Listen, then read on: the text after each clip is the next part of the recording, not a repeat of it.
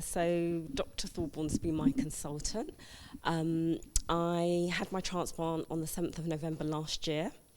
I was 46 years old, and I got diagnosed with PSC, I think, around 2002 by my gastroenterologist. And initially, I didn't have any symptoms, and I think, like a lot of people, didn't really make sense of the significance of having that diagnosis, and I think generally because I was well. But around 2008, 2009, I started to get symptoms, and it started with having recurrent episodes of cholangitis, having lots of pus and gallstones in my bile ducts, and having several stents over a period of about 18 months, eventually having my gallbladder out and still having problems, and eventually getting referred to the Royal Free hepatology team. I was having intermittent jaundice and itching, but that became chronic. I was very fatigued all the time. I started to have issues with memory loss and disorientation. I started having problems with my coordination as well, which a lot of these symptoms I didn't initially associate with the liver. They were just these odd symptoms that I was getting. Also, I had lots of dry skin. I had hair loss. I started to get vitamin deficiencies. One of the things that I had with my gastroenterologist is that my clotting of my blood started becoming abnormal. That was the INR. So my blood was taking a long time to clot, and I had to start having vitamin K supplements. But I also had deficiencies with D&E. So I was coming to the Royal Free, and Dr. Thorborn was monitoring me. And I think for a lot of people, the idea of having a transplant is quite scary. And so for a long time, I was on lots of medication. I was taking vitamins. I was doing lots of things to try and keep well.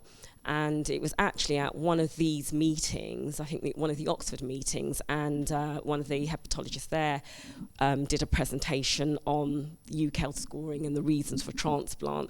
And I sat there thinking, I've got that, and I've got that, and I've got that. And it was quite sort of depressing, but it was kind of a realization that I was probably getting to that stage. So I sort of came back, and at my next appointment had a discussion with you, and you said to me, yes, Yvonne, I think you're at that stage. So then we started talking about, the possibility of transplant.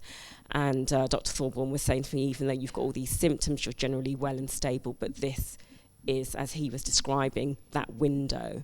So I came into hospital in 2012, November, and had my week where they call you have a workup for your transplant. There's lots of assessments to look at your health and see how your PSC has progressed and exactly where you are. And it's quite an intense week of a lot of tests.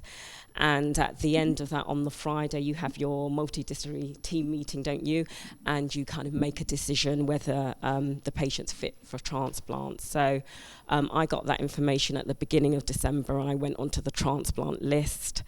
And, initially you're just thinking about it all the time, about I can get called at any time. And then you kind of partially forget about it and get on with life. But you always have to have your bag packed and be ready to go.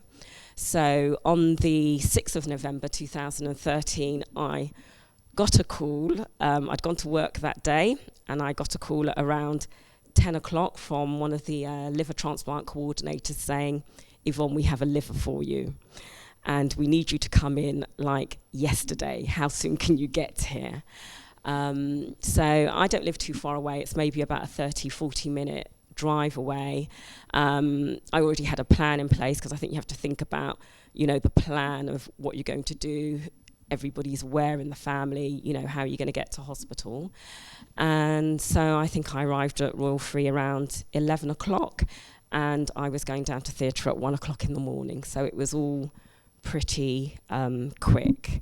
After that, I don't remember very much more except waking up in ITU. But I do know that there were, I did have some complications. I had something that Dr. Thorborn told us was primary graft dysfunction, where initially there were some problems with the liver that I had. My body didn't respond to it sort of very well, and so there was quite a difficult time in ITU for my family, and I think for the doctors working out and watching to see what happened. And I was relisted for a second transplant at some point because they thought that, you know, this wasn't going to work. I have no memory of that. I was well sedated, but things did pick up, and I came round and my new liver was functioning sort of very well. Then went to the ward. It's quite a tough journey. Had very good pain control, but it is quite a tough journey going onto the ward with lots of lines in your neck and a catheter, but I think you need to have a sort of positive frame of mind, which I did have, and just lots of intense support from all the doctors and the whole team. You have physios that sort of get you up quite quickly when you go onto the ward within a day or so. And so all of that it was a difficult journey, but it was a very positive journey, and people sort of very supportive. But it has been a long journey, and one of the things that I did have as well, I had another complication where there is a virus called cytomegalovirus, or CMV. Apparently, I think the majority of the population do have this virus, but when you're fit and healthy, you don't have any symptoms. But when you have a liver transplant and you're on immunosuppressive medication, then this virus can manifest itself. So I was told after transplant that in fact my donor was positive and the CMV had sort of passed over, and I was on antivirals, and for a long time it didn't quite clear, but it was quite low in my system. But then unfortunately in April of this year, I was told that the CMV virus had mutated, and the levels in my blood went very, very high, and I had to come back into hospital for additional treatments to try and clear the virus, which did eventually happen, but it took quite a while. In terms of like energy levels and feeling different, there were lots of symptoms when I came around in ITU that were just gone, and that was just brilliant. The itching was gone, and quite a few other symptoms were gone very, very quickly. And then some other symptoms, like I had quite a lot of vitamin deficiencies, they are taking a while to go, but you do feel the difference after having a transplant very, very quickly. And I have consequently gone back to work. I started part-time, and I'm now back into full-time work. So, you know, it has been a very, very positive thing for me, but it's been quite a tough journey. And I guess it's just to say to people that even though you have the op and you get through the op, it's very much almost like a project. It does take time for you to recover with other aspects, but you know, your liver sort of kicks in and functions sort of very well from the beginning. And I did keep a video diary. I just thought it would be quite an interesting thing to do.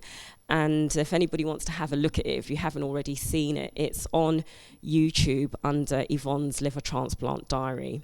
And I've just got one final episode to do, which is just the final bit of saying that I'd gone back to work. Anything else you want to say?